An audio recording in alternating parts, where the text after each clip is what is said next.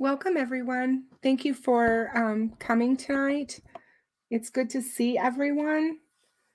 I know some of us were in Graz's stream earlier, so welcome back to everyone. It's good to see you, Faye. Thank you so much for coming. Maria, hello. It's always good to have you with me. She's my bestie. Mike, hi, good to see you. I'm glad that you're able to catch a live. Sling and Lead, so good to see you as well. Hey, country girl. Welcome. Hey, Geek Mom. Hey, Frank. RJ, it's so good to see you. You think I would be, huh? That's a hoot. That's a hoot. I love it. Thank you. Hey, Medicine Man. So good to see you. Welcome. Hello, Diane. Hi, Y. Hey, Todd. Welcome to all of you. I'm so glad that you came. Susie, how are you? It's so good to have you here. I miss seeing you. Hey, Bruce. You go, mister. You know how to tell them just right.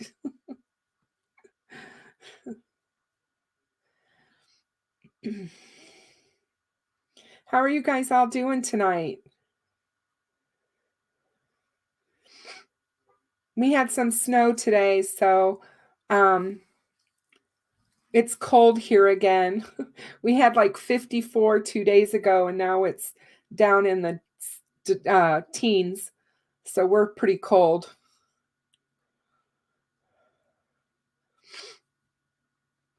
I'm glad everyone is. Hey, Lynn, welcome. It's good to see you.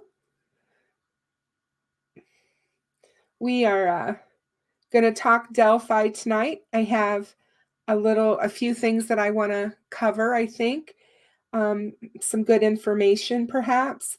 We're going to look over some things on Reddit. I thought that might be an interesting thing to share. And we're going to talk a little bit about Tony Kline and just a couple of different things. And I hope that you guys will all get something out of it.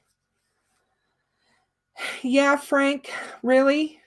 I think everybody was. Yeah, why it is. What's happening in Ukraine right now is extremely sad.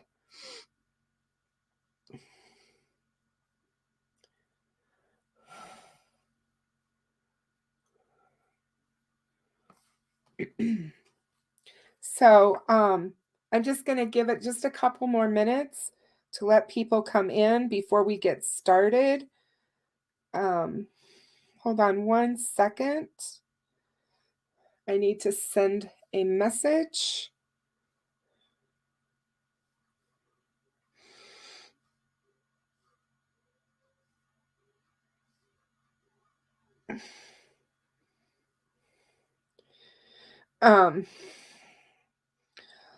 So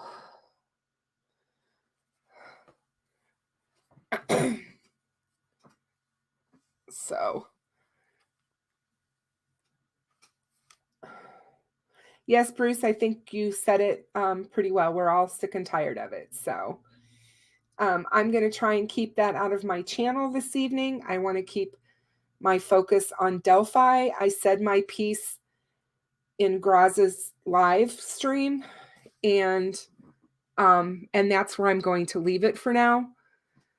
And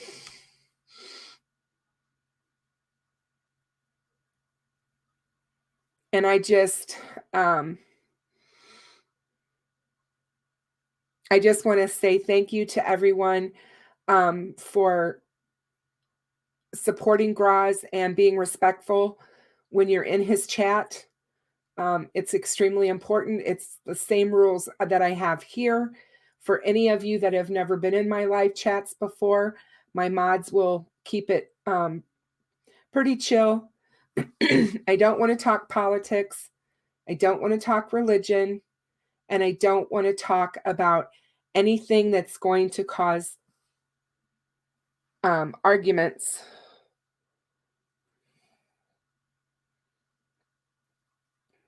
Hang on just a second. Because it takes away from the Delphi case. And I do believe that that's what we're all here for. We're here for the girls. We're here for the case, getting more information, or maybe possibly learning something that we didn't know before. That's my focus. That's why I'm here. And I've told you all before that it's important how we choose to tell the girl's story. It matters. And I think that we have to keep integrity in this case. And I'm really sorry that it got ugly a little bit tonight. And I'm sorry that I was a part of that, but I had to speak my piece to someone who was horrifically abusive towards me. And I just felt that I needed to call that person out. So I'm sorry if you all had to witness that, but I felt that it was something that was needed. And that's all I'm going to say about that. But yes, I think we need to move on and try to keep our focus around the case as best that we can. So, hey, Annie, how are you? I'm so glad you're here. I hope you're feeling okay. I worry about you. So thank you, Frank. I appreciate that. So let's go ahead and get started. What I wanted to talk about, the first thing I'm going to do, and I think I had said that on Graz, is that I got to find it first. So just give me a minute here I just need to find cop facts real quick.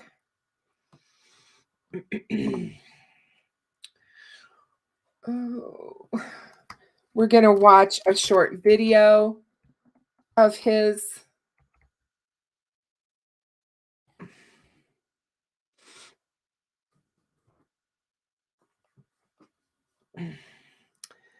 And if you guys are not familiar with who Perry Freeman is, he is a retired detective.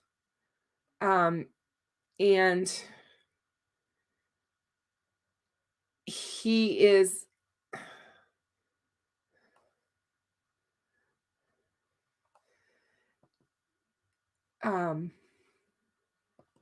what was I trying to say? He's very well spoken. If you don't have his, if you've never watched his channel, I will link his channel description or his channel here in the chat. Hold on a second.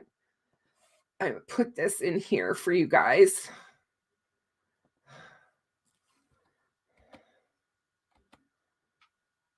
And that is the link to watch Cop Facts. So I did reach out to him and asked him if I could play his video on my live stream, and he said I could. I feel it's always important before we share content creators stuff live that we ask them. I just think it's kind of a nice thing to do. And so he was kind to let me know that I could. Hey, Tech Def, I'm so glad you made it in. Oh, hi, Johnny Kramer. Thank you for stopping in. AJ, you made it. Hey there. How are you? Oh, doesn't he though, AJ? I love him. He's so to the point, and I just really like him a lot. Hey, Tech. It's really good to see you. I just want to give him a shout out, everyone. If you have not subscribed to Tech Death Hippie's channel, you need to go do that. You need to subscribe and like it. The music that you were listening to when I first on my intro is his music, and he is amazing. And I love that piece of music, and he let me use it. So I hope you guys do that, because he is, like I said, he's just really great. And he's a super nice person as well. So now let me share my screen, and we're going to watch this video.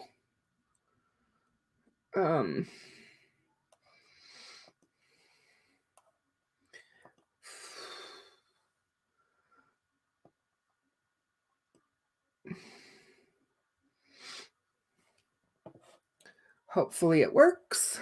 Let's try it. I'm going to do it this way.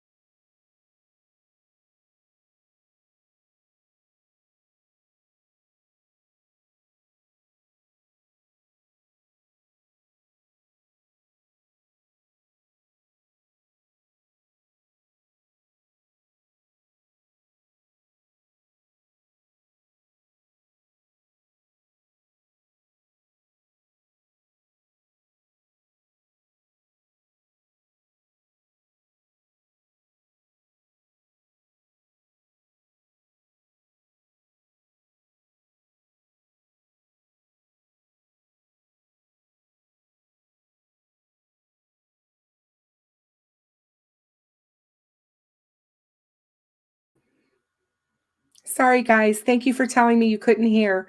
Please let me know if you can hear this, okay, when I start it. Hello. Guys, we need to stop, I think, some of what we're doing. Today I'm actually addressing the YouTube true crime world.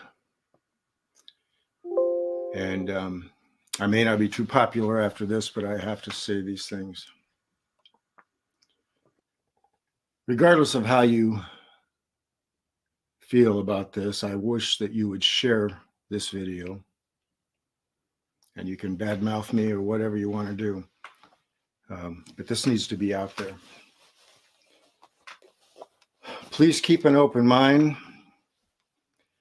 I've spent many, many hours, many, many days in courtrooms against high-powered attorneys, from everything that you can imagine to major drug deals, defendants, and murder cases. Keep in mind that the defense attorney, the attorneys representing the defendant that's been brought in by law enforcement and the prosecutor, they have one goal, and that's to create reasonable doubt in at least one of the jury's mind. That's their only goal.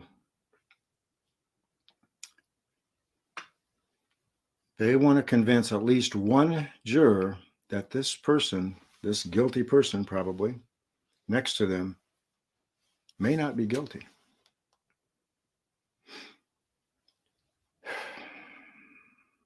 They're allowed to use any kind of deception, trickery, anything in the world to confuse the jury. So I've been thinking, and I'm not the only one, Incog and I discussed this. She asked me whether these true crime channels were doing good or bad for these investigations. I think they're doing good for keeping the cases in the eye of the public so we don't forget about the victims. I think it's good to push law enforcement. I've also spoke to Graz about this, and I've heard Gonzo mention that we have to be careful that we don't taint these cases.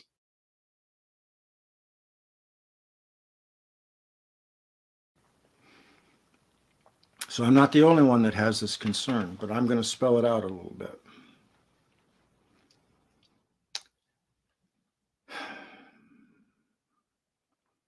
This is serious business. I'm not going to roll it to you softly. This isn't softball. This is hardball. This is serious business. Some of the theories that I've seen on YouTube are very convincing. Some of you bring up persons of interest that make sense. And you talk about circumstantial evidence that might put them in the possible area of the crime. You talk about nefarious activity in the past from this person of interest. You talk about a possible motive. And some of it's very, very convincing. And there's a number of potential suspects out there in one particular crime, a double murder. Well, if I were a defense attorney representing the defendant, once they do make their arrest and he's in the courtroom or she's in the courtroom, I'd be using these persons of interest and the theories behind them and present that information to the jury. I wouldn't be surprised if some YouTube videos were shown in the courtroom to the jury. And worst case scenario, if you created that video or you're talking on a podcast or whatever, and you're pointing to someone else other than the guilty party sitting next to the defense attorney,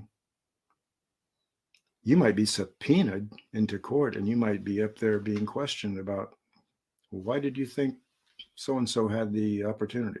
Why did you think they would have the motive? You know, all those questions that you wouldn't want to answer under oath in the courtroom in front of a jury.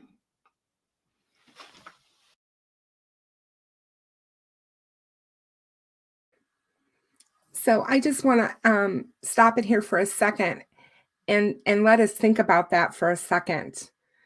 I've been talking about this all week, but I think he really puts it into perspective when he talks about the content and the videos that are being made surrounding this case on social media, whether it be a Facebook Live, whether it be TikTok, whether it be Instagram, whether it be here on YouTube, wherever that content is being created.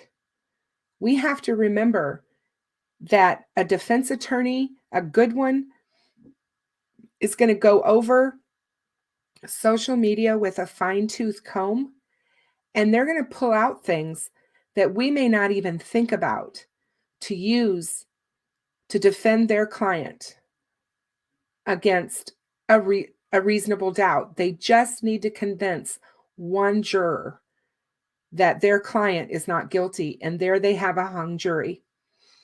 So that's what he's talking about here, and he is extremely passionate about this subject. So his experience as a detective for so many years, he knows what he's talking about.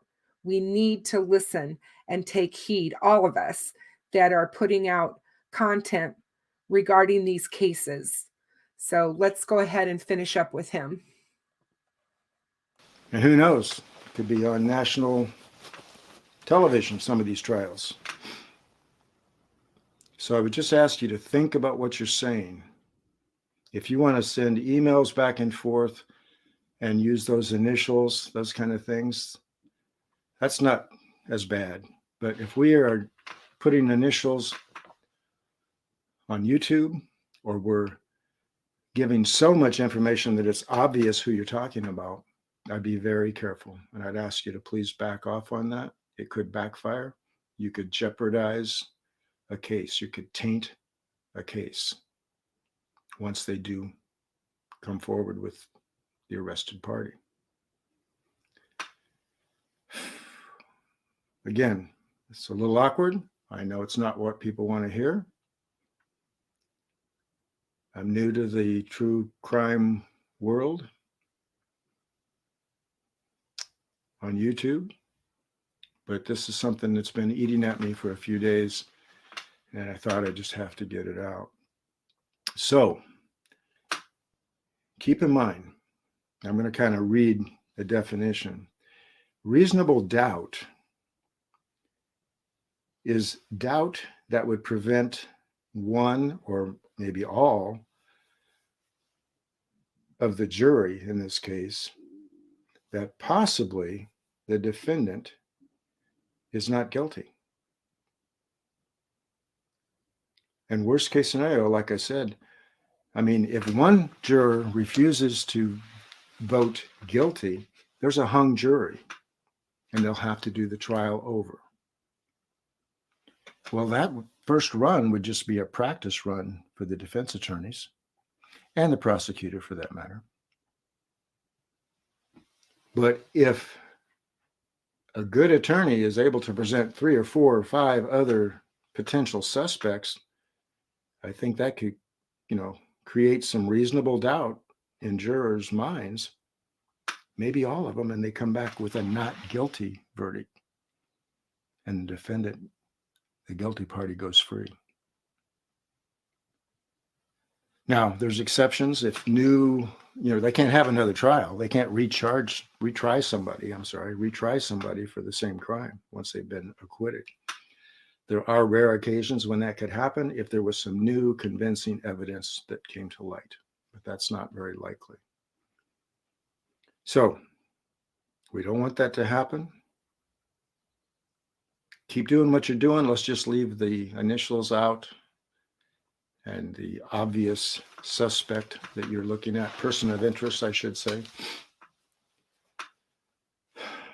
So take that with a grain of salt, I guess.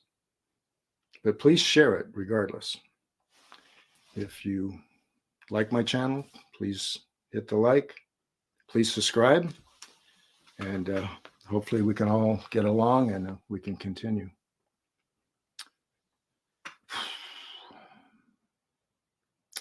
It's really all I've got. Give it some thought. Think about it. Let's be careful what we're saying.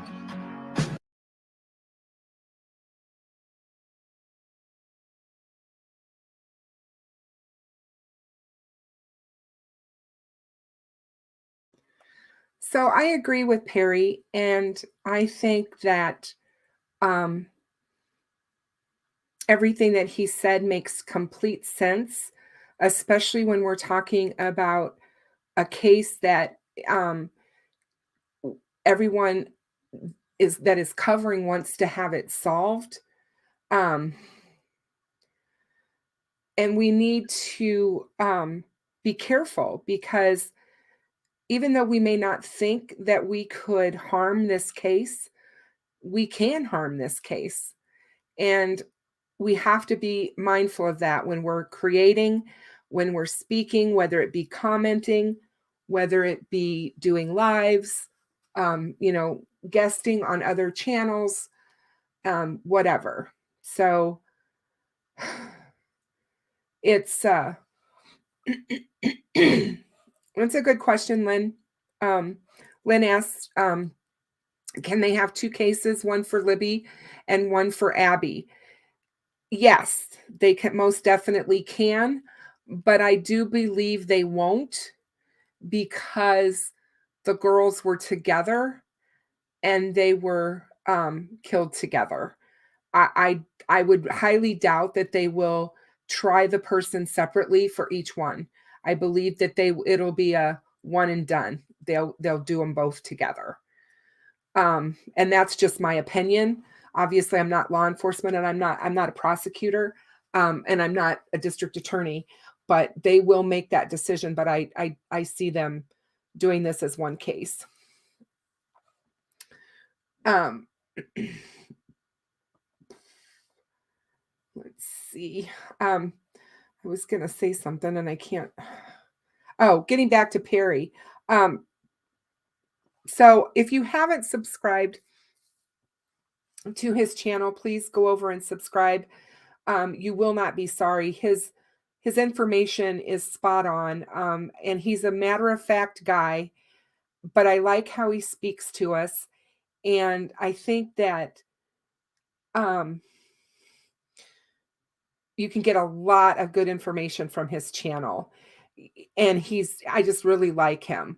And so I definitely promote his channel on my channel. There's only a few channels that I do promote.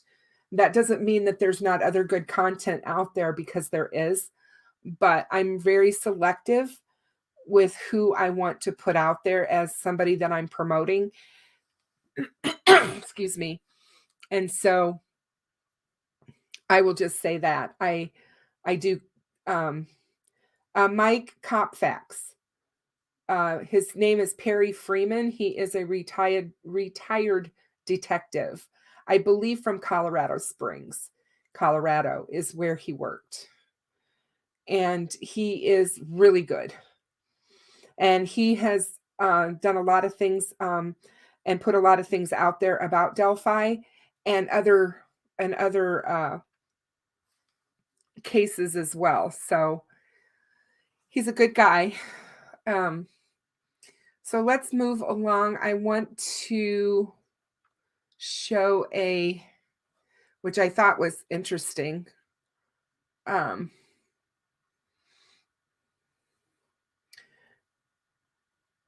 I just think it's interesting to find out, and I know that I've got people in my channel right now that are not in the United States. So Abby and Libby's story has went all over the world, literally. And that just warms my heart to think that people, pardon me, have picked up on this case, and they've touched people's hearts everywhere. That's just amazing to me. But I'm going to share my screen again. I found an article today that's from Canada, and I want to share it with you guys. And it's no answers in the shocking double murder of teen girls. This came out on February the 19th, so just a few days ago. And basically, they just start talking to us about the case itself. Situated in farm country, the hamlet of 2900 sits about halfway between Chicago and Indianapolis and wasn't really known for much. In fact, I'm going to put it out there that probably the majority of us had never heard of Delphi, Indiana 5 years ago. The people that live in Indiana, of course, would have more than likely, but most of us just didn't know of this place. That is until the horrific events of February 13th, 2017, when its small town innocence was shattered forever. It has now been 5 years since best friends Liberty German, 14, and Abby Williams, 13, were cruelly murdered in the middle of the day in a local conservation area while out hiking. What made this case particularly harrowing was the fact that courageous Libby recorded video and audio of the killer who was about to murder them. For me personally, whether it's 5 years or 4 years, is the significance any more or less? Libby's grandfather, Mike Patty, told the Lafayette Journal and Courier, "No, because the pain isn't less. What really gets under me is the man has been a free man for 5 years." The two teens were off school for the day, and the weather was warm, so they decided to go hiking east of their small town. But when they didn't show up where they were supposed to meet Libby's family, fear set in, and a massive search got underway, and the girls' bodies were found the next day in a wooded area near the Delphi Historic Trails, not far from where they had been dropped off earlier in the day. My resolve to catch him is as strong now as it was day one, Indiana State Police Superintendent Doug Carter said last week. But the difference now between now and day one is we know about you, a lot about you. Today could be the day. One clue is the killer's voice recording ordering the girls down the hill. Libby's grandparents believe she recorded the video and audio because she detected the stranger that they had encountered on the train trestle was suspicious. State police said the use of the photo is crucial to their investigation, which is why they released the images to the public. Earlier this week, cops in Indiana said they may be close to cracking the case, but did not elaborate. One of the major clues detectives are honing in on is a fictitious online profile. And according to cops, the profile Anthony Schatz appears to have been used from 2016 to 2017 on social media. It used photos of a well-known male model, but he is not a person of interest. The creator of the profile allegedly used it to communicate with juvenile girls to solicit nude images, obtain addresses, and attempt to meet them, police said. In December of 2021, a 27-year-old man named Keegan Kline was arrested. Now, that is not true. And that is where you can come right here and say, here is some article, and I wanted to point it out. Here is an article that's telling the girl's story, and we know for a fact that Kagan was not arrested in December of 2021. He has denied being involved in the Heartless murders, but has been on the FBI's radar from the very start. His phone was allegedly factory reset just days after the girls were murdered. In an affidavit, Kline cryptically told detectives that he was fucked and should have left. He has been charged with child pornography and other charges.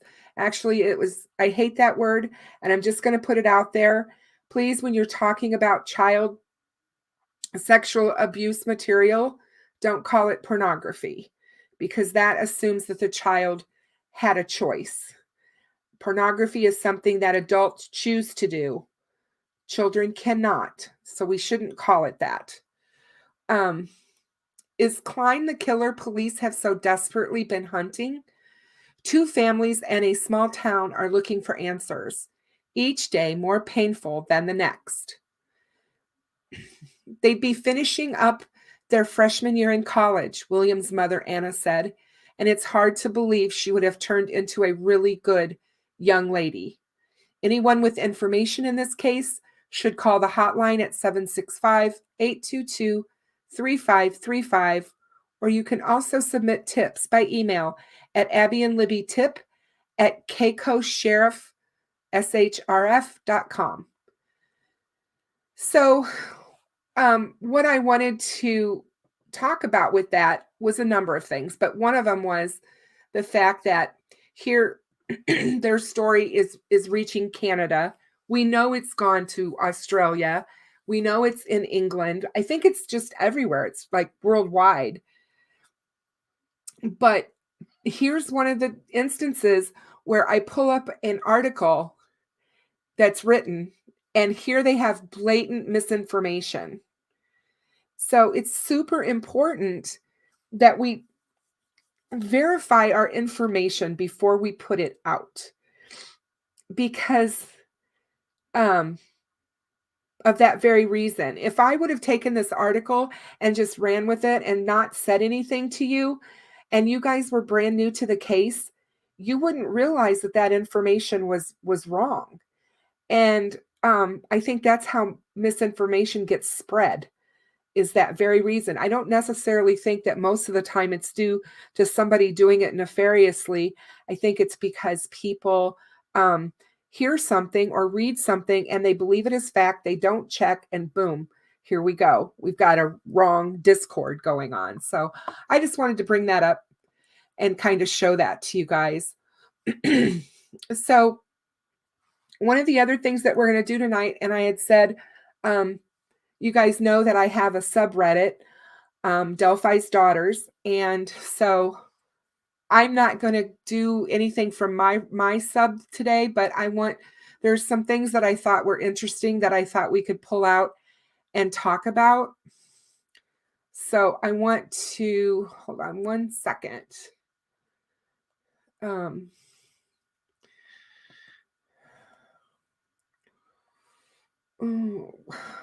Here we go. This is the one I wanted. Just give me 1 second to share my screen with you again. Thank you guys for being patient with me. I do appreciate it. And welcome to everyone that I haven't been able to welcome. I'll talk to you guys when I'm done with all of this. But yeah, I just wanted to make sure that I welcome you all to the channel, because I certainly appreciate all of you being here. So this is from Delphi Murders, which is the largest Delphi subreddit on Reddit. And it was created within just days of the murders.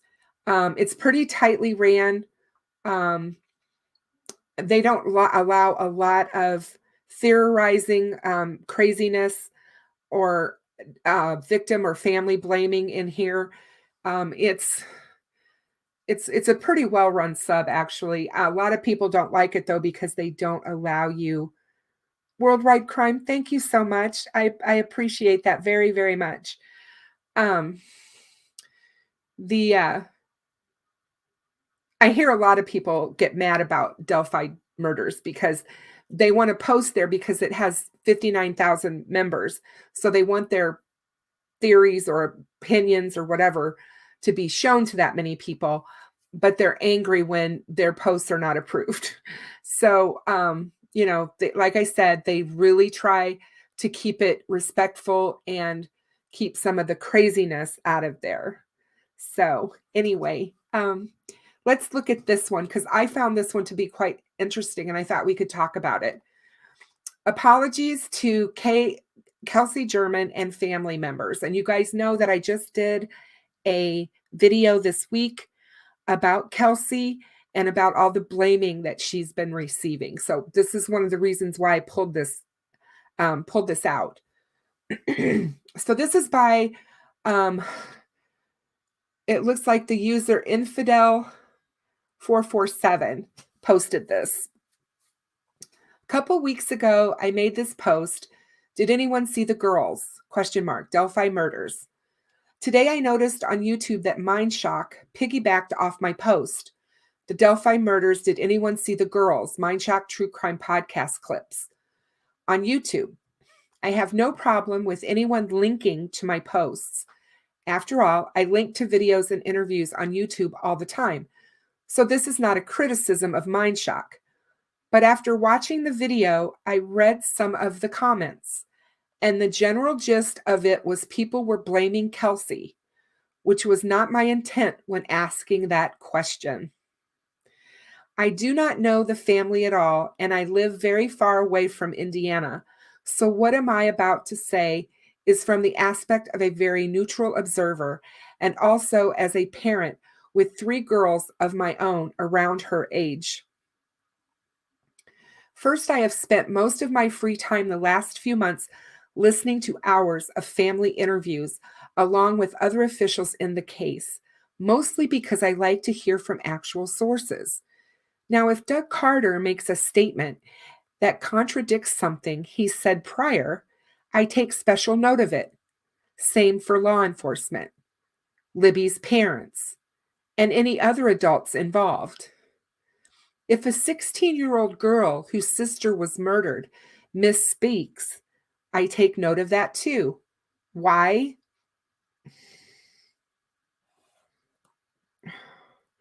Hold on, guys. I don't know what's going on here.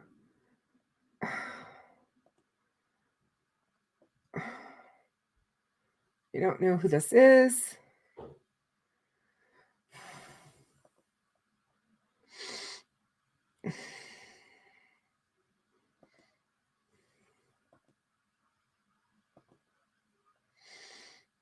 Okay, thank you. Okay, so getting back to this. Because I expect her to. She has given hours upon hours of interviews. To be completely honest, if Kelsey German or any other teenager gave so many interviews and never made a mistake or got confused, that would actually arouse my suspicions much more. There is no such thing as a perfect story retold perfectly every single time.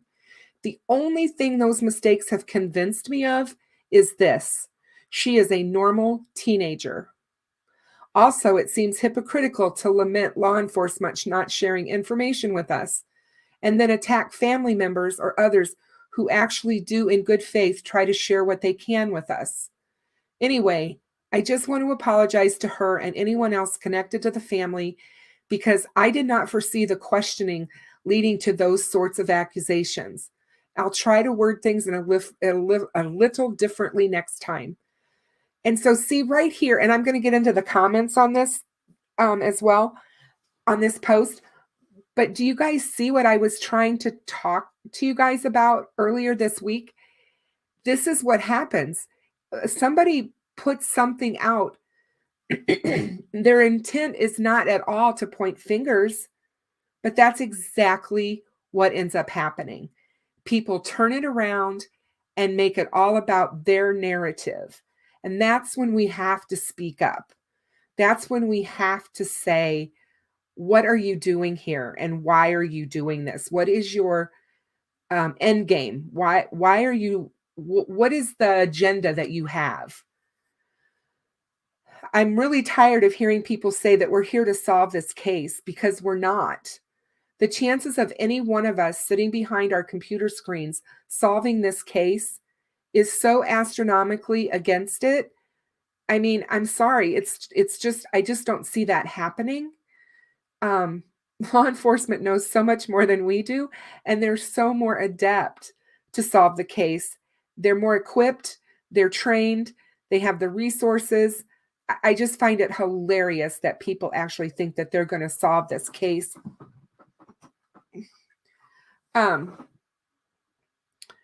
So this poor person went ahead and she posted this, and or he, whoever it is, because I'm not sure if it was male or female, I apologize. And so the person that posted this, they realized right away they didn't expect the comments that they got. And I see that all the time on all kinds of things where the comments are just vile against Kelsey or other family members.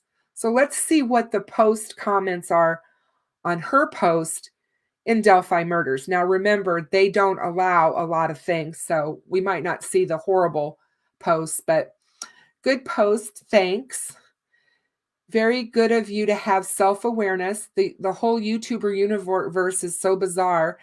And we can all say that about Reddit. So I think it's hilarious the way there is a Reddit YouTube war that's going on because it happens. It's like Reddit hates the YouTubers and the YouTubers hate Reddit.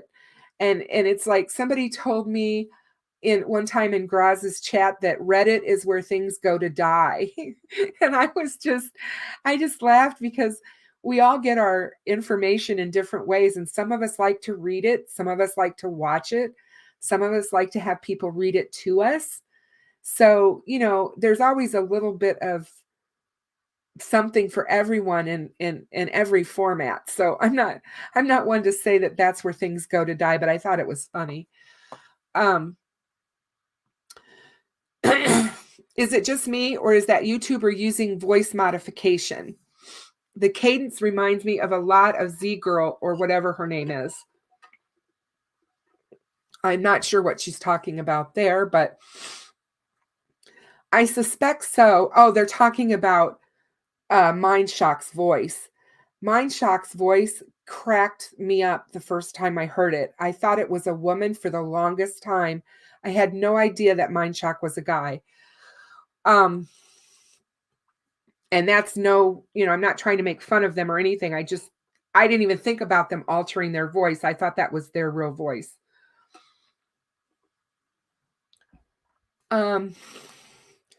I suspect so. Perhaps they want to maintain their anonymity, which is fine by me. And I guess you can see why with all the things that happen on YouTube and social media. That YouTuber does that all the time, uses Reddit threads to spark a video. I guess it's preferable to make up a topic and forcing an hour. Last night I searched for Delphi murders on YouTube for the first time in months. My gosh, it's even more of a zoo nowadays. Users I've never heard of are spinning them out every few days with all the familiar names lapping it up within the comments. Mindshock is a hypocrite. He often says the only we know for sure is we know nothing for sure. And he means everything. Now, that alone is fine. The issue is he often will speculate off of something he is assuming is a fact. Well, if you guys got done saying we can't know for sure, then you can't say because of X, then maybe Y is the case. Now, can you? For example, he has said Doug Carter has said 80 people were at the trail that day. Then he goes on to make assumptions off that. Well, let's play the Mindshot game. Maybe Doug Carter is lying or has it wrong. If one is not even sure the information they are basing further speculation off is fact, there really is no point to it. For me, I'm cool with one branch of speculation. By that, I mean you can take something that is accepted as fact, as good as anything can be accepted as fact, and then speculate off that. But if you continue on and start speculating off of speculation, you get lost and so far down a rabbit hole, you're not doing anything useless for yourself. You're not doing anything for yourself or anyone else. And, I think that person has said a lot there, but I think that what they said is pretty telling. I'm going to be known as the fact channel. I'm not going to do a lot of speculation on my channel. I don't want to do that. I don't want to give the impression that I know better than police, and I don't want to do anything that will hurt the case. So I get asked all the time, emailed all the time on Reddit, especially, who's your POI, Kristen? Who do you think did it, Kristen? And I don't have a POI, and I'm going to stick with that. I don't know enough. I don't have enough information to have a POI. And that's the way I feel. And I'm not taking it away from anyone who has one. You all have the right to have your own thoughts and your own ideas. I'm just saying that's mine. I'm glad you did this post. It took some courage. Well put. Great post. Great post. Great post. So there you go. I mean, so not so bad. I mean, it wasn't like it was a horrible, they had 97 upvotes on it and only 16 people commented. One of the things that I found when I started speaking out against the family, blaming the family, and especially Kelsey, I've gotten a lot of negativity, negative comments, which I expected. But my shoulders are broad and I can handle it. I just think that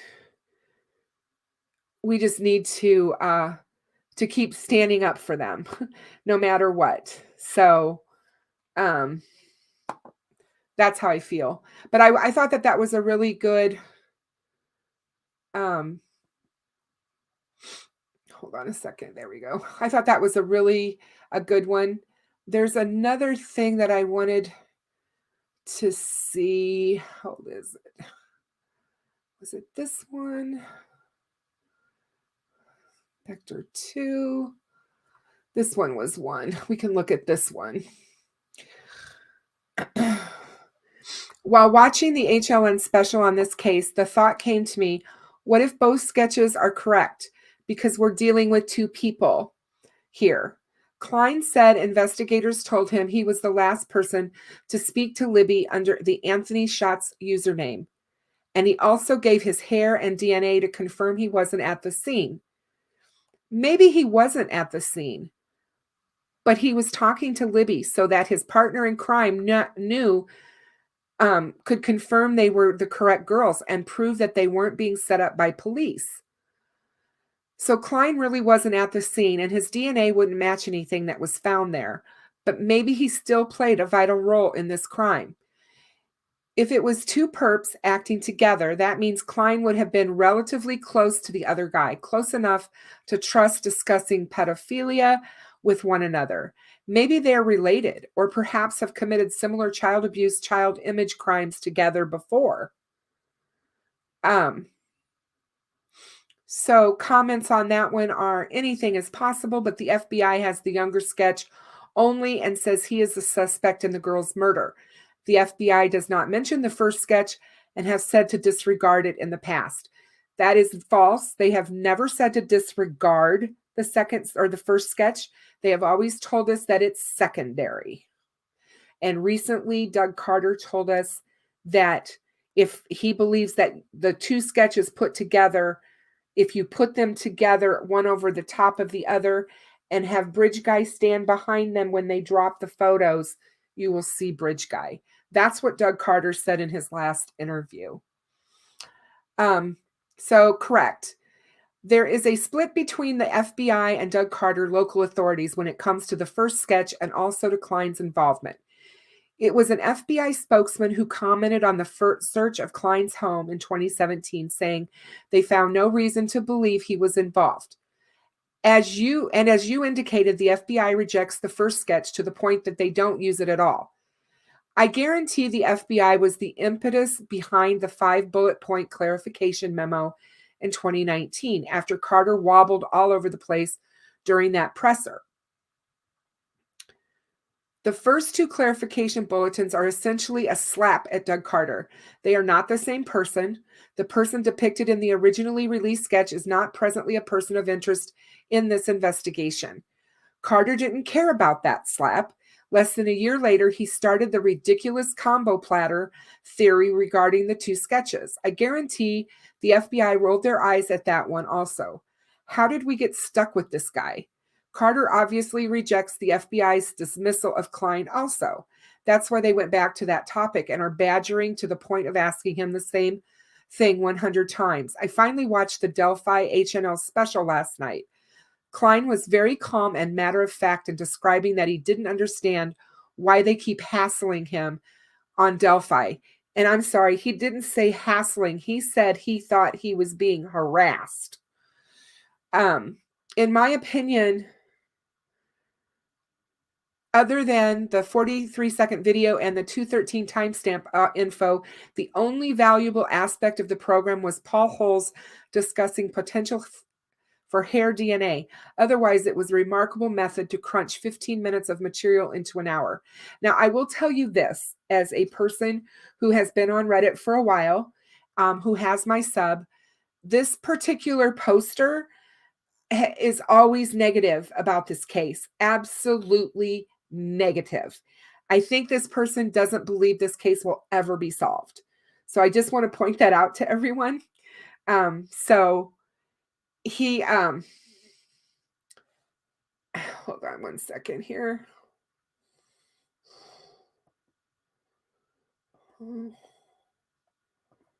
Here we go.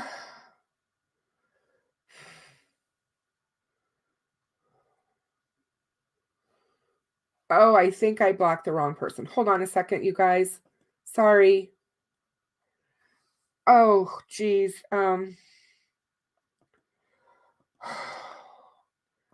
How does anybody know how to unblock somebody on StreamYard?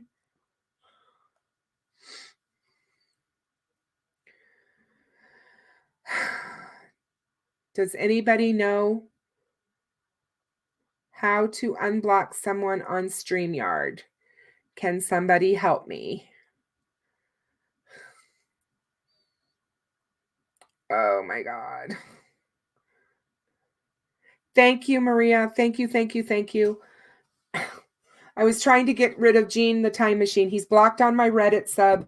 He is to be blocked in my sub or in my channel. Thank you. So sorry. And AJ, please forgive me. That was not on purpose. I'm so sorry. So another comment is, so where does the young sketch come from? Has Bridge Guy removed the hood, the cap after the killings? I always wondered where the young sketch came from. Well, if you guys remember, when they did the first sketch with the hat, there was a thing that was put out with that, please disregard the hat. They didn't know if he had a hat or not. They added the hat, the artist added that hat. And I think they had a bit of argument there when they were trying to figure out. It took them quite a while to do that, the old Bridge Guy sketch. And I think that there was something going on there, because that is the truth. They told us to disregard the hat in the beginning. So I believe that that's why the second sketch, which is actually the first one that was done, but I call him Young Bridge Guy and Old Bridge Guy. The Young Bridge Guy sketch does not have a hat. So somebody says to Aussie, but who are you going to trust? The Federal Bureau of Investigation or Doogie McDouglas? So again, it's just people talking about law enforcement, and you can see how some people have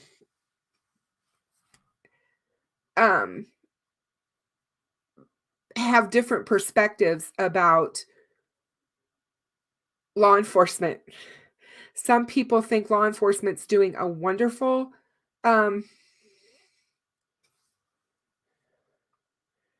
oh, are you talking about AJ? Oh, hold on one second. I'll do it right now. Just give me a minute, AJ. Give me 1 second, my dear. I am so sorry.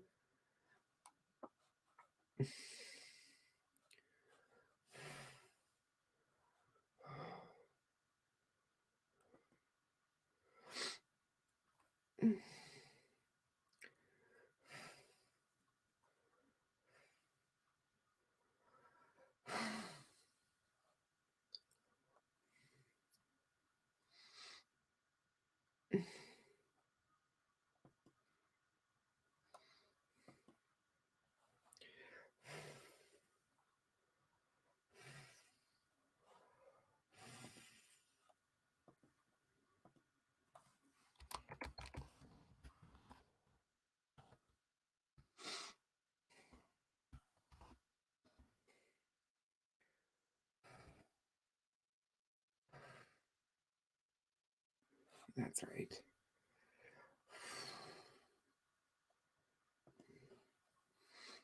Settings. Community.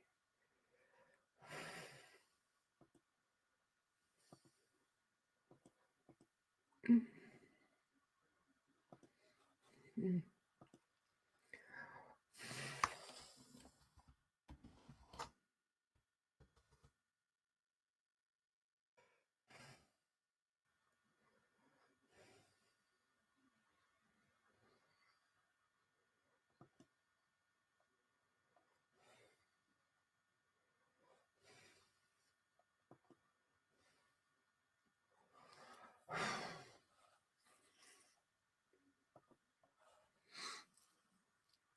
Hey AJ, can you do me a favor? Can you please send Maria your, oh, then never mind, I've got it. Never mind. I just found it. Hang on, it'll be fixed. You'll have it in just 1 second.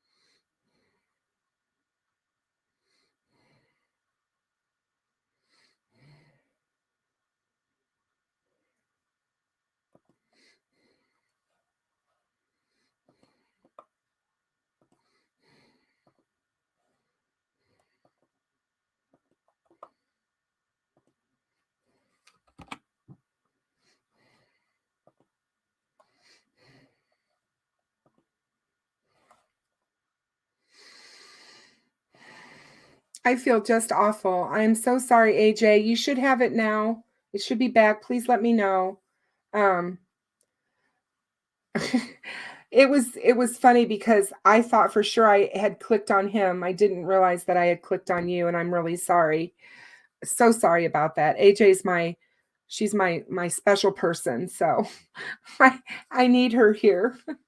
So anyway, getting off of this, we'll be done with this for now because I really kind of got out of it, but I just thought it was an interesting one about the one suspect or two and how they came to think about that. The other one that we're going to look at is this one, which I thought was really good because it's based on Kelsey. Kelsey German recently shared an article from the New York Times in her Instagram stories, and it's about a teen TikTok star, Ava Majuri. Don't know who this person is, but she's a child's TikTok stardom opens doors, then a gunman arrives. Okay. Their daughter's online venture plunged a Florida family into a nightmare, but they decided not to pull the plug. Ava started her channel at age 13, and within a year, she had 1 million followers. Last summer, an obsessed fan started stalking her and showed up at her home with a shotgun. Her father, a retired police officer, ended up shooting and killing the stalker. It was self-defense, so there were no charges against the father. Ava is still active on social media and is currently dealing with another stalker. If you are unable to read the New York Times article, just enter her name into your search engine for many other news articles about Ava's experience. I was going back and forth about sharing the story as people are victim blaming and blaming her parents for allowing her to be active on social media as a young teen. Since Kelsey shared Ava's story, I wondered if Libby could have been dealing with the same situation and had a stalker. Libby was active on Musical.ly, now called TikTok, and you can see some of her videos here. And there's a YouTube channel that you can watch them there. Could someone have been waiting outside her home and followed them to the trails, or posed as a cute boy and planned to meet her? Was he connected to Anthony Shots? Kelsey has had the same tweet pinned on Twitter since December of 2021. It's hard not to think that there's a connection to Anthony Shots. Kelsey tweeted, "Please help find our killer. Libby and Abby were murdered on February 13th, 2017 while walking on our local trails. Their killer is still on the loose. Have you communicated with the Anthony Shots account? Contact law enforcement." And so here are some of the thoughts on the stalker situation. Kelsey has stated before on Twitter that she is concerned for her own safety due to now being famous on social media. "I still can't figure out why the family blindly pushes law enforcement statements. It's been 5 years. I would be outraged at this point. The key to the entire case is the fact that law enforcement stated early on there is no concern for public safety, despite believing the killer lives in Delphi and was brazen enough to kill 2 girls at once in broad daylight. There's no concern because the culprits are right here or right there, hiding in plain sight. I think it's more probable that the murders were a hit compared to Bridge Guy being a stalker. I think the stalker theory is more believable than Kline tricking the girls out to the bridge. It seems it has to be a local, and I wonder who it is that will be Bridge Guy. Not likely, but possible. Stalkers usually are obsessive and impulsive, and they don't usually think that far in advance and leave a rather significant digital footprint. And here we go with that negative Nelly person again. That home is in a remote area on the bridge side of town. Hanging out there waiting for a car to depart to drop off Libby is the equivalent of hanging out on the south side of the bridge waiting for a victim who will never arrive. These outside-the-box queries apparently are popular in true crime circles, but as someone who deals in odds and probability every day, I'm not going to let them go.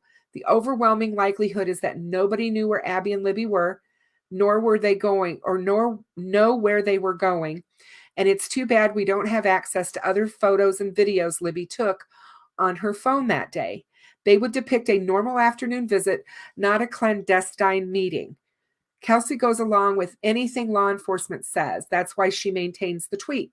She talked about how shocked they were at the new sketch because her family had relentlessly shared and pushed the original sketch for 2 years. It's hard to throw away 4+ years of indications and suddenly succumb to catfishing. That was quite the bait. I have to stop here because I just can't get over this person and the things that they say and how they say them. You know, Kelsey and her family have a rapport with law enforcement. Law enforcement wants this case solved. I want one person to show me the receipts that law enforcement doesn't want to see this case solved. And I ask anybody out there that's going to say that, it's just amazing to me that people think that law enforcement doesn't care. The fact that they pushed the original sketch for 2 years, Doug Carter just spoke about that.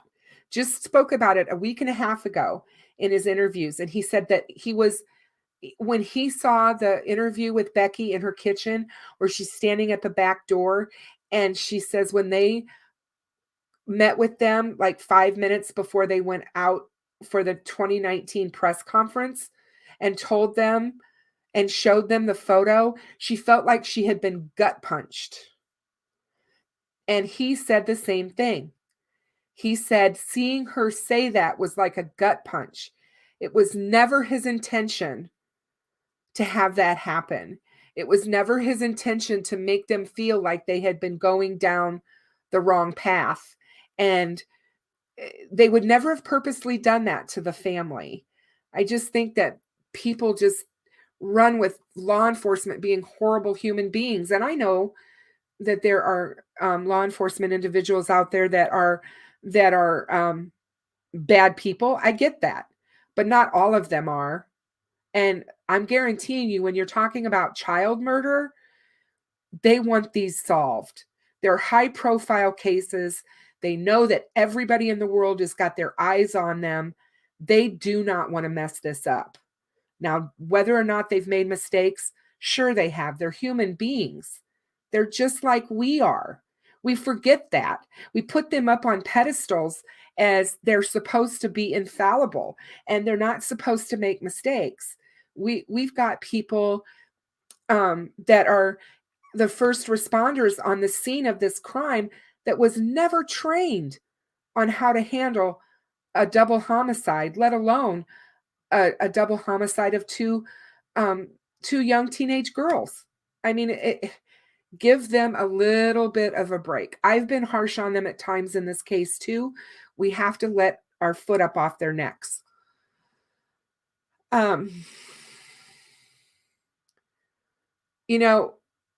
most people on this they were just bashing, Kelsey.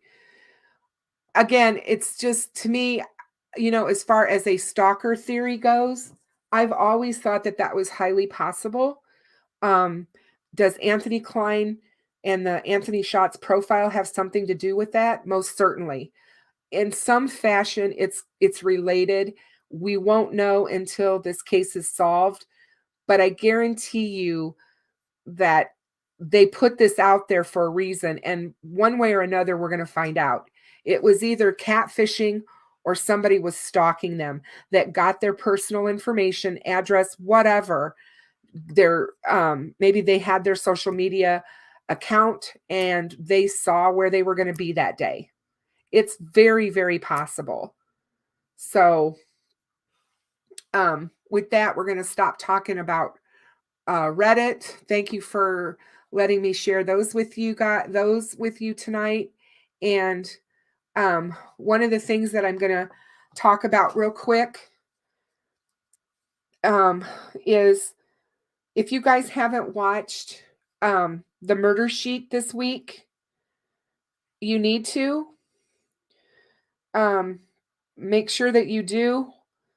They had another update on Delphi, and the update was on Tony Kline, Jerry Anthony Kline, Kagan's father. And they decided to go search out some things on Tony, and things that I think some people know already, but maybe haven't delved into.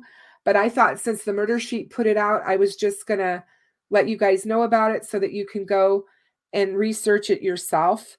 I've had a lot of questions since I put out the information that I did myself on my channel regarding Kagan, asking me if I know if Tony Kline had a record. Well, this week we found out, oh yes, he does. And his record, for what we know, and the documents are actually on the Facebook page of the Murder Sheet. So if you go to that page, I think it's a discussion page you have to join to see them. You can actually see it. The Murder Sheet is a podcast. It's a very good one. And I followed it. I think a lot of people in here might follow it, but it's really very good.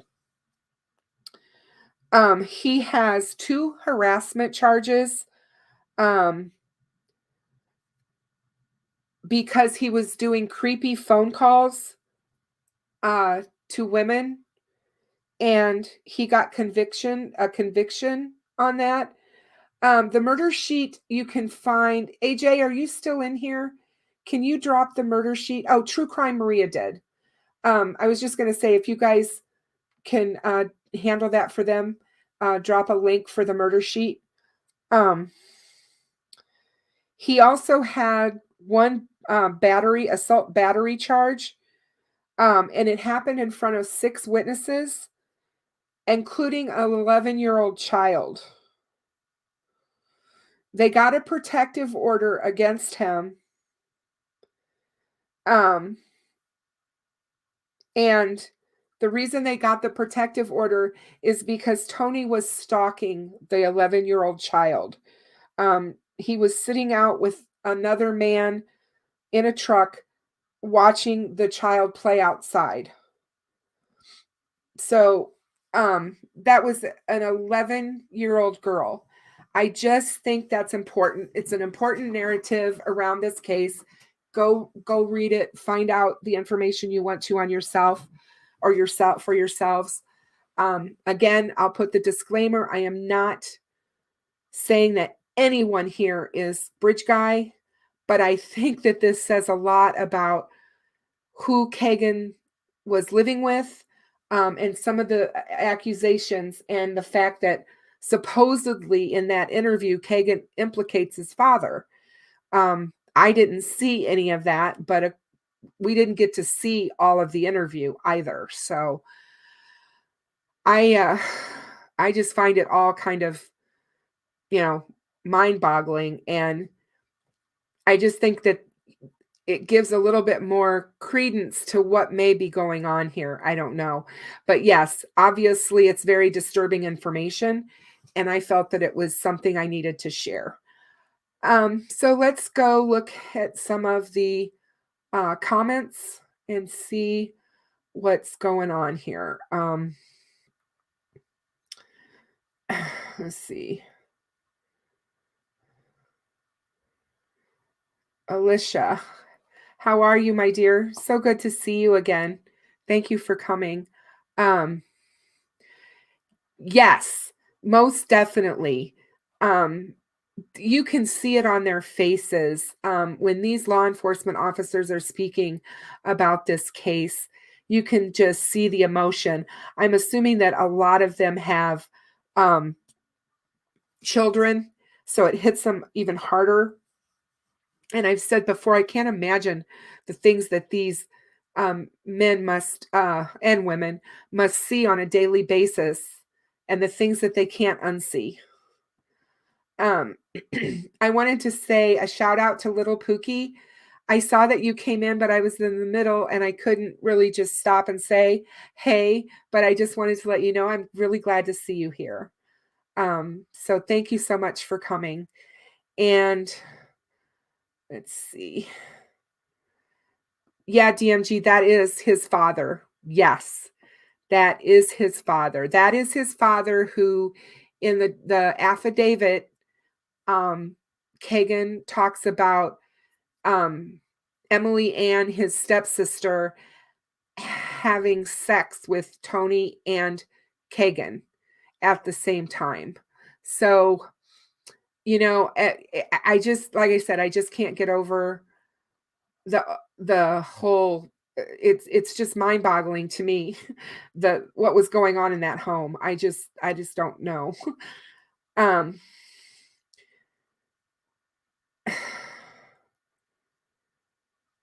Oh, wow, Alicia, I hadn't heard that part. Alicia says from what she's gathered, Kagan moved in with his dad in December of 2014, and 6 months later, he was creating fake profiles. Yeah, I mean, I know that we've heard that the Anthony Schatz profile was active from 2016 to 2017, but they also found stuff from 2015 because that's in the affidavit. So it may not have been underneath that fake profile Anthony Schatz, but I do believe that it was in relation to nude photos and talking to underage girls. So I feel that strongly. Oh, Little Pookie, you're welcome. You're always welcome here. Please. It's always nice to have you. Let's see. Georgina says he looks disturbed. Are you talking about Tony? Because he can look very frightening in certain pictures.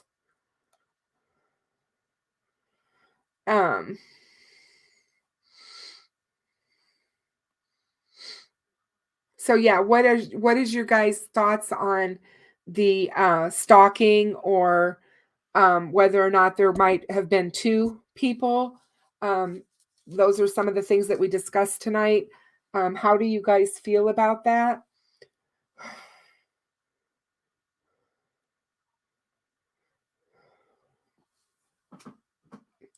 Yeah, Alicia, the murder sheet talked about the fact that when they tried to get the actual documents, they couldn't get them off of my case. They actually had to go to Peru there to get the actual documents. He talks about that when he is in the podcast. So, yeah, and I agree with Maria. I think it's extremely scary behavior when a man feels that he can assault a woman in front of people. It's one thing to do it behind closed doors when nobody can see you, but to do it blatantly open when there's a whole bunch of people around, that's pretty scary. And then the whole thing with the 11-year-old child is just scary as well. So he obviously has an anger problem for sure, it sounds like. And the phone calls for harassment, yeah, most definitely.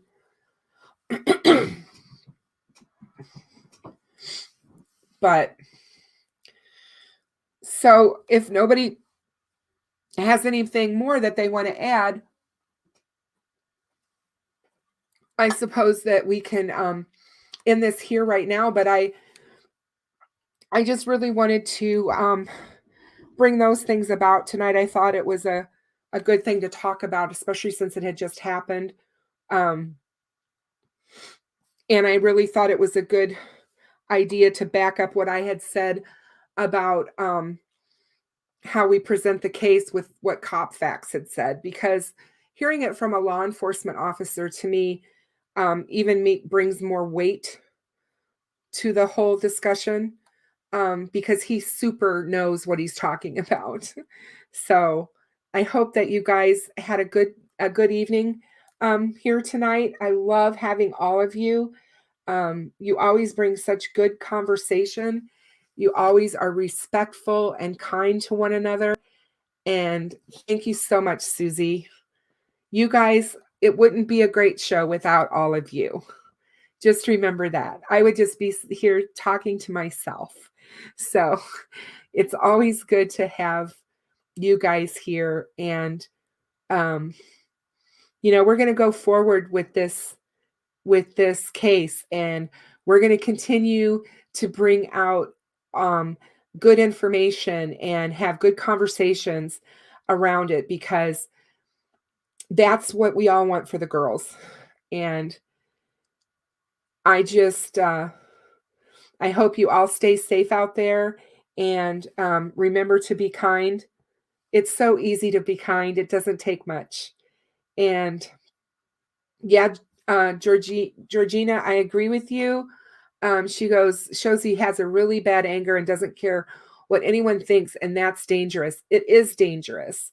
It's very dangerous when people are willing to show that kind of anger in public against someone else, and especially a man against a woman. I think that really shows and can be telling about that individual. DMG, I'm so glad that you were able to make it to the live. I know you're over there in Scotland. I hope things are staying on the beautiful side. I love that country so much. I have family that lives in Glasgow, so I love it there, just so you know. Let's see. There you go. Be kind, the good kind. Exactly. Sammy, I didn't know you were here. Thank you so much. I hope you have a great rest of your evening. And Joy Smith, thank you for showing up and coming and listening. That was wonderful. And the rest of you guys, I love to all of you, and everyone stay safe out there.